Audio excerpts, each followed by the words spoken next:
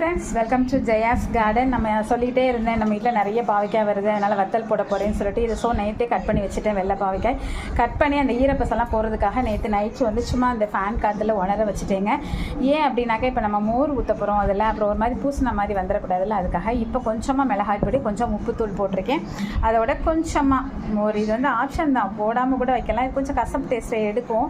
அது மட்டும் ஒரு புளிப்பு டேஸ்ட் அதில் வரும்போது என்னாகும் அப்படின்னா, வீட்டில் எல்லாருக்கும் புளிப்பு ரொம்ப பிடிக்குங்க. ஸோ அதில் புளிப்பு வரும்போது வத்தலுக்கு ரொம்பவே நல்லாயிருக்கும். இப்போ நல்லா கை போட்டு பிசைஞ்சிக்கிறோம். அப்படியே கொண்டு போய் வெயிலில் நல்லா சுக்கா காய வச்சு எடுத்துகிட்டு அதுக்கப்புறம் வத்தல் போட்டு சாம்பார் சாதத்துக்கு சாப்பிட்டுக்கலாம், பழைய சாதத்துக்கு சாப்பிட்டுக்கலாம், அதுக்கப்புறம் கூழுக்கெல்லாம் சாப்பிட்டுக்கலாங்க.